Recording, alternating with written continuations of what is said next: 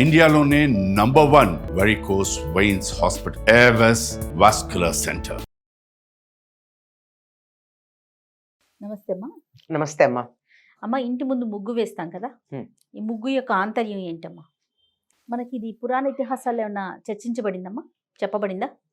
ఉత్తర దేశంలో ముగ్గులు లేవు, వేసుకోరు వాళ్ళు. అవును. దక్షిణ దేశంలోనే వేసుకుంటారు. మనకి ఇంటి ముందు ముగ్గు శుభానికి సంకేతం. ఎందుకు అంటే మనం ఆధ్యాత్మిక విషయం దాకా వెళ్లకుండా ముగ్గు ఎందుకు వేసుకునేవాళ్ళు ఒకప్పుడు, ఇప్పటి మాట కాదు, కొద్ది రోజుల క్రితం దాకా ముగ్గు ఎందుకు వేసుకునేవారో చెప్తాను. ఇంటి ముందు ఆవు పేడతో కళ్ళాపి చల్లేవారు. ఏ క్రిమి కీటకాలు రావు ఆవు పేడకి. మామూలు చిన్న చిన్న క్రిములు అన్నీ పోతాయి. ఇప్పుడు శానిటైజేషన్ కూడా గోమూత్రం వాటితో చేయడం మనం గమనిస్తాం. అది కూడా దేశీయమైనటువంటివి.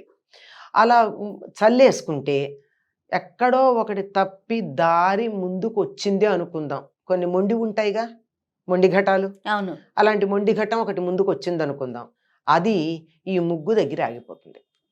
ముగ్గు దగ్గర ఎందుకు ఆగిపోతుంది అంటే, అందులో పూర్వం ముగ్గు తయారు చేసేది ఒక ముగ్గు పిండి అని ప్రత్యేకంగా ఉండేది.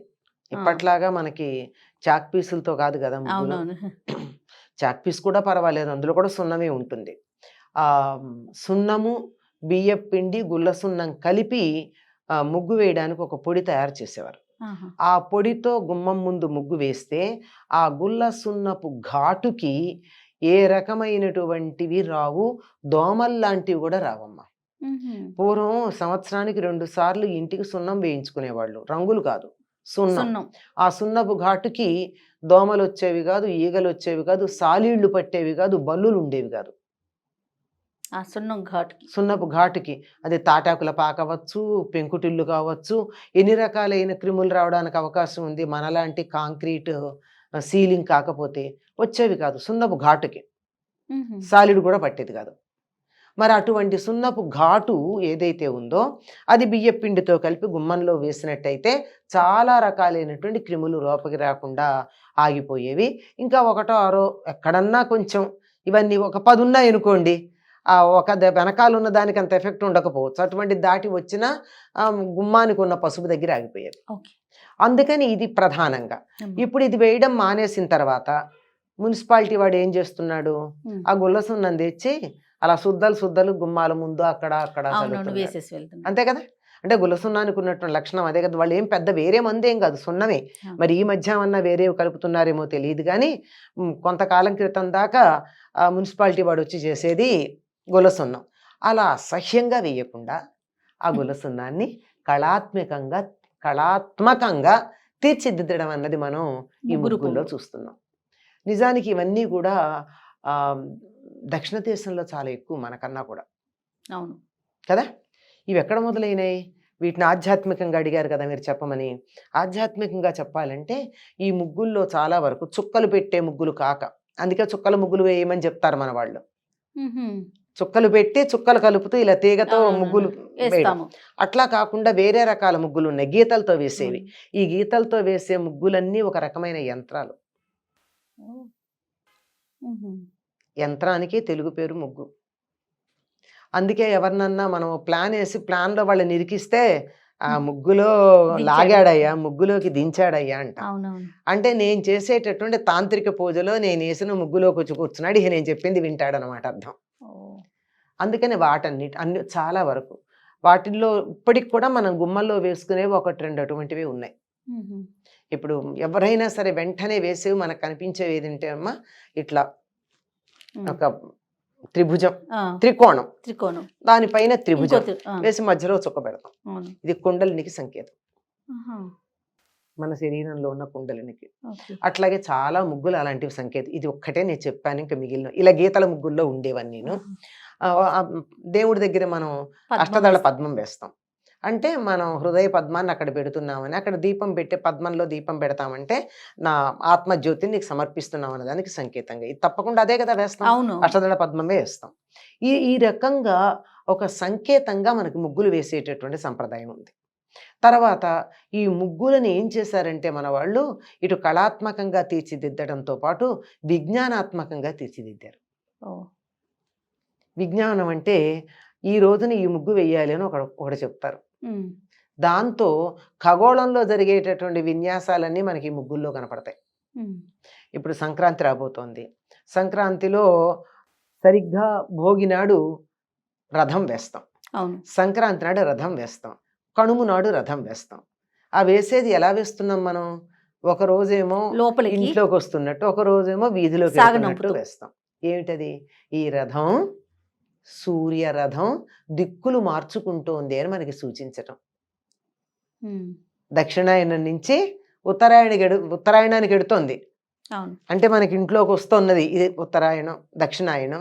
ఇక ఉత్తరాయణం ఇట్లా బయటికి వెళ్తున్నట్టు సూర్యరథం యొక్క గమనాన్ని. అట్లాగే ధనుర్మాసంలోనే మనకి వైకుంఠ ఏకాదశి వస్తుంది. వైకుంఠ ఏకాదశికి ముందు రోజున వైకుంఠ వాకిళ్ళు అంటారండి. అది వైకుంఠ వాకిళ్ళు సరైనటువంటి సమాసం కాదు, అందుకని అనబుద్ధి అవదు, కానీ అందరూ వాడకం అదే. వైకుంఠ ద్వారం, వైకుంఠ ద్వారాలు మూసేసినట్టుగా గదులు గదులుగా గడులు వేస్తాం. వైకుంఠ ఏకాదశి నాడు ఆ గదుల్లో తలుపులు తెరుచుకున్నట్టుగా వేస్తాం. గమనించుంటారు. ఇట్లా వేసి తలుపులు, అప్పుడేమో గదులు మూసుకున్నట్టు. అంటే వైకుంఠ ద్వారాలు తెరుచుకుంటుంది, మన ఇంట్లో గుమ్మంలో ముగ్గుగా వేస్తున్నాం. ఇది పిల్లలకి తర్వాత కాలంలో తెలుస్తుంది. కార్తీక మాసంలో వేసేటటువంటి ముగ్గులు మారేడు దళాలు వేస్తాం. పేరేది అంటే కార్తీక మాసం శివుడికి అర్చిస్తాం మారేడు దళంతో అన్నదానికి సంకేతంగా. ఇట్లా అనేక రకాలైనటువంటి భావాలను ప్రకటించటానికి ముగ్గులు. దానికో మాట చెప్తారు, స్త్రీల మనోభావాలను తెలియజెప్పే చిత్రలిపిట ముగ్గు అంటే. ఉయ్యాల మంచాలు, మల్లె పందిళ్ళు, పేర్లు ఎప్పుడైనా విన్నారా మీరు? ఉయ్యాల మంచం అన్నది చాలా బాగుంటుంది. మల్లె పందిరి ఒకటి. ఈ ఉయ్యాల మంచం కూడా కావాలంటే పెద్దగా ఒకదాంతో ఒకటి కలుపుకుంటూ పెద్దది చేసేసేయచ్చు. చాలా వేసేవాళ్ళం అమ్మ. ఒకప్పుడు నడుములు పడిపోయేటట్టు ఇంట్లో వాళ్ళు కేకలిస్తుంటే కూడా, మంచు పడుతోంది, జలుబు చేస్తుంది అంటే కూడా పెరడంతా వేసేయాలి. చాలా పెద్ద పెరడు ఉండేది, పెరడంతా వేసేయాలని చెప్పి పాలేరుతో కళ్ళాపి చల్లించి, ఒకవేళ వాడు పొలానికి ఎడితే మేమే చల్లుకుని, సంధ్యవేళ మొదలు పెడితే 6:30 ప్రాంతాల భోజనం చేసి ముగ్గులు వేయడం మొదలు పెడితే రాత్రి 10-11 అయ్యేది. అది అంత పెద్దవి. ధనుర్మాసంలో ప్రతిరోజు కాకపోయినా ఇంకా రాను సంక్రాంతి దగ్గర పడుతుంది అన్నప్పుడు చాలా ఎంత పెద్ద రథం వేసాం, రథాలు ఎన్ని రకాలుగా వేయచ్చు, ఇట్లా అనమాట.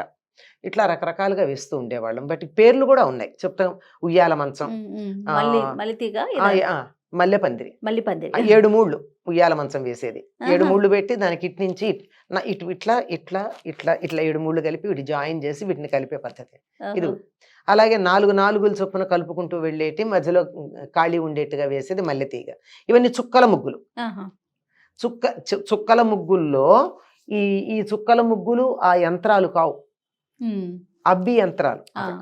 అంచేత వాటన్నిటిని శంకర్లు నిషేధించి కొన్ని మాత్రమే మనకి వాడకంలో ఉన్నాయి, మిగిలినవన్నీ లేవనుకోండి అవన్నీను. మొత్తానికి ఒక రకంగా ఆధ్యాత్మికంగా అడిగారు కనుక చెప్పడం, నిజానికి ఖగోళ విజ్ఞానం, పురాణ విజ్ఞానం, ఈ ధనుర్మాసంలో వేసే ముగ్గుల పేర్లు కూర్మం, చేప, అంటే ఇవన్నీ విష్ణుమూర్తి అవతారాలు. ఆ ముగ్గుల పేర్లు అవి ఆ ఆకృతుల్లోనే ఉంటాయి అవి వేస్తూ ఉంటే. అంటే ఇవన్నీ పురాణ విజ్ఞానము తెలుస్తూ ఉంది, ఖగోళ విజ్ఞానం తెలుస్తోంది, మనోభావాలు ప్రకటించడం ఉంది, సృజనాత్మకత ఉంది. సన్నగా తీగకు వచ్చేటట్టు వేయడం అన్నది ఎంత గొప్ప ఆర్టమ్మా.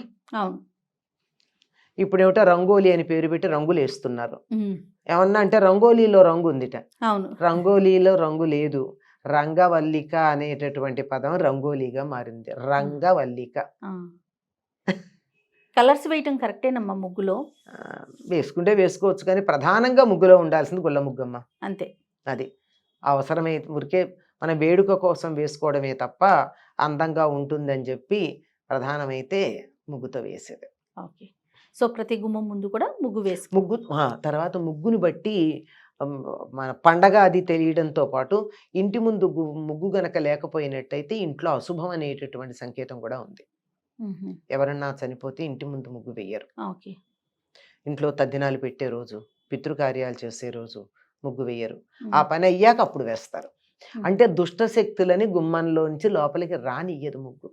ఆఖరికి పితృదేవతలనే రానియ్యదు. అది ఆ ముగ్గుకున్న లక్షణం అది. తప్పకుండా. నమస్తే. నమస్తే అమ్మ.